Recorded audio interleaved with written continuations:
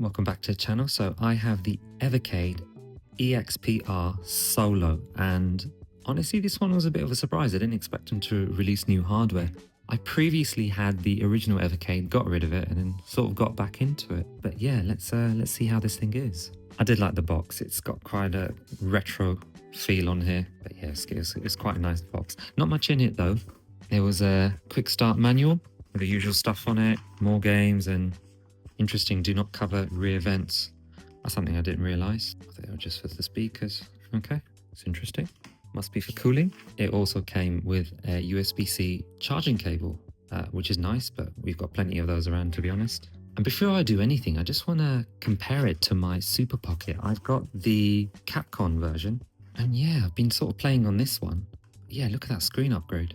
That's definitely, I'm going to definitely run them side by side just to see what they look like, obviously with different games. Let's just set this one up. Okay, just connected to Wi-Fi, accepting the EULA. Have to scroll down. Would you like to update NAN? This is obviously what I like about it. The Super Pocket, I had to connect it to my computer to do that. Okay, so I'm going to have to speed this video up because it's obviously taken a while. Okay, wow, that took a while. I literally had to walk closer to my router so it could basically download. As I was saying, the Super Pocket, I had to connect it to my laptop and do it that way, but this one's quite nice, really. So restarting in 5 seconds again, I will just skip ahead. I won't actually be playing any volume on this, just for copyright purposes. I don't really want to be flagged up, to be honest. But yeah, it's installing the update. I mean, in the meantime, I'll show what I've got. At the moment, this is my entire collection. Do I get time to play with this? Yeah, I sort of pick up and play with it. I did have Evercade before, some of the original ones, and I got rid of them, which I shouldn't have because they seem to have gone up in price now. Could have sold them, but my recent addition is Neo Geo Arcade. And honestly, this is bags of fun. So there's over 600 games with this thing, if you want to go out and buy the games.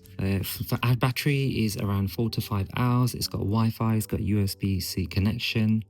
The resolution is around the same as the last one. I can't remember it off the top of my head, but don't expect anything sort of HD. You need the Evercade VS version, the home console version for that. Now the original one did actually have a HDMI out feature, which they've taken away on these ones. I really like the build quality of this, honestly. It's really nice, having had the original one ages ago, and it's just, the screen is absolutely lovely. It's a nice IPS screen. But yeah, definitely if you are looking to invest in the retro gaming world, Evercade is a good legal way to go about it. Look at that, it's told me how many games I've got. 18 of 668 collected. So it recognises the cartridges that I've put in. You have some other settings here, which I guess if you really want to customise it, original, having scan lines, pixel perfect. But yeah, let me know what you think in the comments below if you think this would be for you. Like and subscribe, and until next time. So this is the game of the month, Flea. And it's a platformer. I did actually have this on one of the Indie Heroes collection, which I gave away. Not gave away, but sold.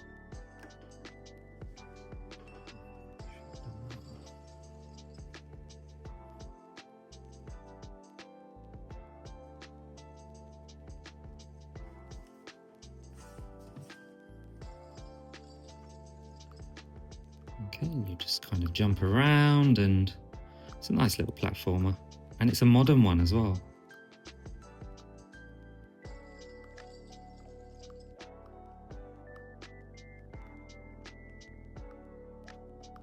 Yeah,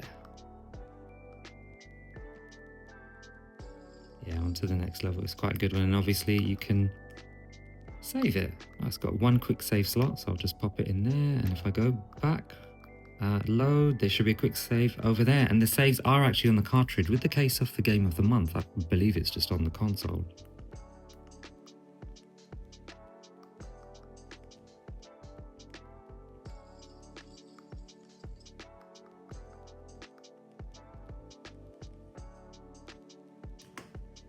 Apart from the usual buttons at the top, you've got a USB-C charging port, you've got your Tato switch mode, you've got a headphone jack, volume up and down buttons, you've got an LED indicator just there. If we head to the back, you've obviously got your speakers there, you've got a vent, and these textured grips are actually really nice, quite comfortable to hold. And I notice in the screw holes themselves, where the screws are, they're kind of soft. Almost feels like there's a stylus you can pull out Similar to the Nintendo DS, that click just sounds so nice. And here we have it, it's switched on, and the one thing I like about this, because my original Evercade didn't have this, was this. So they've got Highlight of the Month, which they used to contribute to the indie collections, but unfortunately they don't have indie collections anymore, but I can play that one for free, which is quite nice. And obviously it shows you the entire library, which is quite nice, to be honest. I do like that. Shows you all carts here.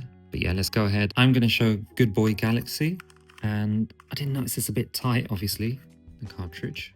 Cartridge update, there's an update. Oh gosh, another one. All right, let's do this. Make sure it's 50% more. Okay, so I can't try that one, so I have to try a different one. Okay, so I've basically got the Team 17 collection, which I'm going to try, and I will go on Alien Breed.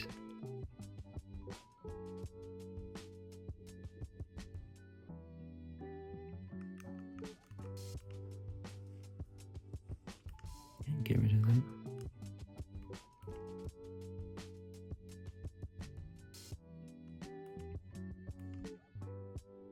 I'm just trying to start and quickly skip it.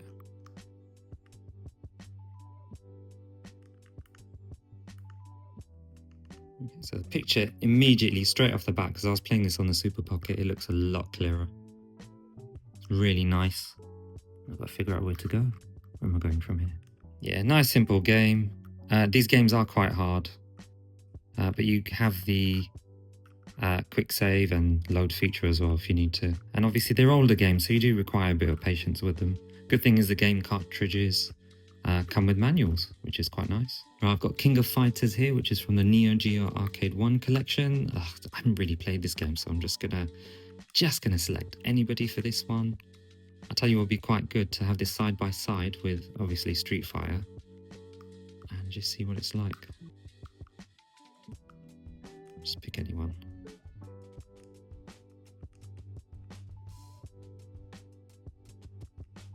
Alright, let's go for it. Let's see. So I'm going to be button mashing this. I don't really know, but I mean, immediately I can see the screen looks so lovely. It's an IPS screen. Resolution's still the same. I mean, all the specs are really the same, to be honest. I mean, even the battery, to be honest, it's just, they haven't really updated it. So if you do have the previous versions off this console, do you really want to upgrade unless you're collecting? I wouldn't have thought so. Let's see. I mean, let me just put a pause on that one. Let's see where it is. Yeah, let's just pause on that one. I'm going to just load up good old Street Fighter. So this is Street Fighter 2. And yeah, it is amazing to play, but Hadoukens are a bit hard to do on this because the controller's quite small and I've got big hands. But I mean, if we just look at the quality of the two screens, I mean, I don't know, this one just appears more vibrant, the Super Pocket. I suppose they have to compensate for that screen size. But yeah, I mean, holding it, obviously, if I just pause that one, full-size Evercade is brilliant. I spotted something as well, which I didn't really know. Where is it gone? I think there's a button I could press to rotate this. That's it. Ah, okay. Because obviously there's a few games, like, for instance, if you were playing one of the Capcom ones, I think it's 1942, maybe Space Invaders. I think they call it Taito mode, if I pronounce that correctly. But yeah, these machines are quite good. Definitely good. I mean, this is just a first impression one. Just wanted to show you what they were like, what it was like compared to it. If you are obviously going to choose one over the other, if you've only got a few Evercade cartridges here and then, you don't play that much, you could get away with a Super Pocket. Honestly, it's just so easy to just throw in the bag. So is this as well. It's just a bit more beefier, I guess. And obviously there's a premium on it. These you can pick up for half the price. You can also pick up some of the Tomb Raider ones, which I think a lot of people do, but then it depends if you want Tomb Raider with it. And obviously some people are still rolling on the original Evercade. Yeah, I mean, if you had a choice, if you're only going to play now and again, I'd probably get a Super Pocket. Honestly, just stick with that. You can throw it in the bag. It's really easy to play. It's literally for a quick fix and then that's it. If you want to play for a bit longer, get the full-size Evercade. Some of you were holding out for that. And it's got quite a nice look. It's a really nice sort of retro feel to it, definitely. In terms of screen quality, they're actually pretty much similar, except Super Pocket is a bit more vibrant, I would say, but the screen real estate, it's nice to have a bigger screen on it. Buttons obviously are way better. D-pad, it's just, well, it's bigger and more comfortable, to be honest. You can get around it. But yeah, if you're investing in this ecosystem, definitely get the main one. And I know this is good for collection, but they're really hard to play a lot of the games on. I mean, take these buttons, for instance, at the back. It's just extremely difficult, whereas you've got full-size ones here. But yeah, Evercade came around a few years ago, and the whole point was to keep that retro gaming alive, keep that physical retro gaming alive, because obviously everything's digital, and like we know, you don't really own digital things anymore. Really, if a company wants to pull it away, they can, but with a physical cartridge, you basically get the chance to keep it. It's yours on this physical cartridge. Anyway, let me know what you think in the comments below. If you found this video useful, please like and consider subscribing. And until next time.